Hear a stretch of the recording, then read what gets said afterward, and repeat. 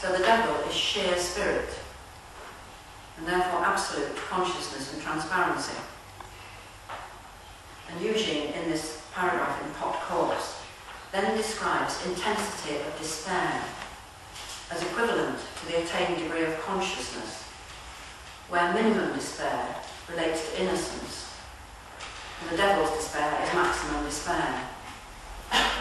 So I think we should have brought the Triptazole with us as well, shouldn't we? But he looks next in Pot Corpse for what seems to me to be one of the essential challenges of defence of the devil, which I have to say I haven't resolved for myself, and maybe you'll help me with it.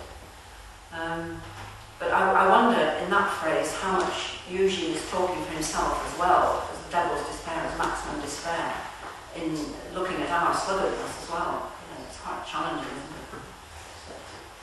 But he talks about the opposition between the sheer spirit of defiance, as manifest in the devil, which he says is a logical dialectic of the sheer spirit of obedience shown in Jesus, and also which is expected in the resolution of the story of the son and maiden, which we'll come to shortly.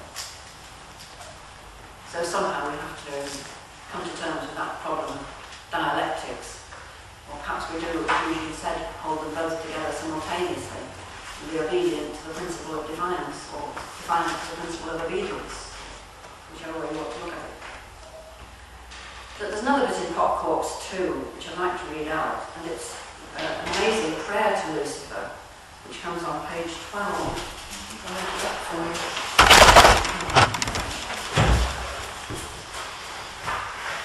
It says, O Lucifer, son of the morning, thou who hast fallen from thy original freedom, thy loss is not for eternity, but only for a time. Let the fruits of thy downgoing be made available to all creatures, so that on thy reclamation they also shall be reclaimed, and all by the grace of thy brother Jesus Christ, and by the will of God. So we shouldn't be saying this in a church, but that's what it says.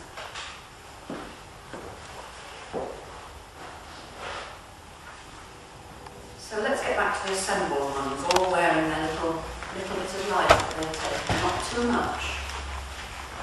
And they all want to say that each one of them is as bright as Lucifer. But actually they all say together, we are as bright as Lucifer, which usually describes as the beginning of the split between heart and mouth. The heart lied, he says, while the mouth spoke the truth. The heart is telling them they want to believe this common source because their will is to modern development. But the mouth is actually speaking the truth. He said to me once, if you listen when they're talking, he said it's quite a good idea. Sometimes there's something sensible.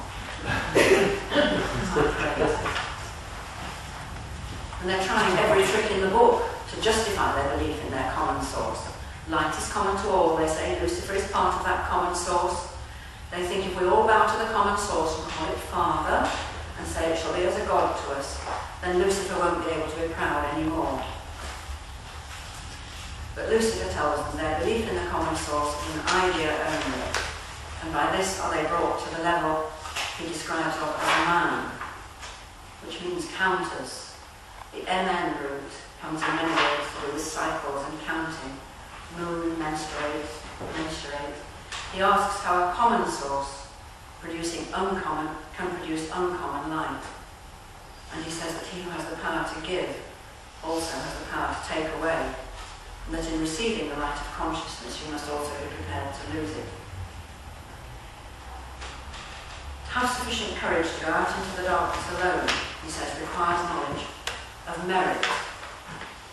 And at the bottom of page 16 starts the story of merit. Merit is in that first.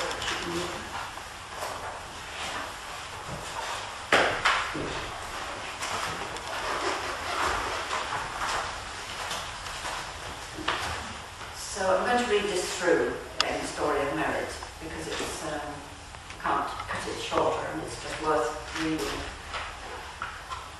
And I said to them, before the beginning was a great deep, a fathomless mere, as a sullen woman clothed in dark garments. And a hunger rose in that woman, the hunger of the void for that which would fill it. and that hunger was as a fiery spirit, arising and a desire to impregnate. And the woman put away her dark garments, and arrayed herself as a virgin without spot. And she gave herself to the fire spirit's hunger, as a bride to a bridegroom. Wholly she gave herself as water to the fire's thirst. But when the hunger spirit had taken the virgin, then she began to hunger for hunger's fire, for she was as water, and the fire did bestir that water, so that it rose and turned upon the fire, and pressed back upon it. And in the water's turning arose many forms from the fire's hunger, and the virgin gazed on these forms with delight. My sophist here is wisdom indeed. And the virgin said to the will of the hunger spirit, Truly thou art a magus, and dost give me joy. Therefore I shall become oil for thee, and pour over thee, and thou shalt be called my anointed one. For Mary am I now named. But then the virgin bethought herself and said, Perhaps my anointed one may satiate his hunger spirit, and being satiated turn from me. Then would I become again a sullen woman, a widow in a sea of weeds. Therefore will I withhold myself a little from him, that his hunger be not wholly appeased. Thus will he remain with me forever. For his spirit is a fiery delight to me, and the forms of his hunger as a pleasing vision to my eye. Then I said to the assembled ones, I, Lucifer, was and am that anointed one. And that virgin withdrew herself a little from me. But I perceived her intent and would not pursue her. Then became that virgin a woman again, dark and sullen. Yet she would not let go of the forms which I had raised in her. And with her longing did she cling to them, so that they arose before her eyes, as dark shadows and obscure things. And she could no longer see as a wise virgin, but saw all things as in a glass darkly. And I said to her, Now art thou an illusion and a deceit to thyself, therefore shall I call thee Maya, and I shall come no more to thee till thou sayest to me, Be it unto me as unto the handmaid of the Lord. Then she turned from me as a woman deprived of her lover, and entered into herself as a dark cloud.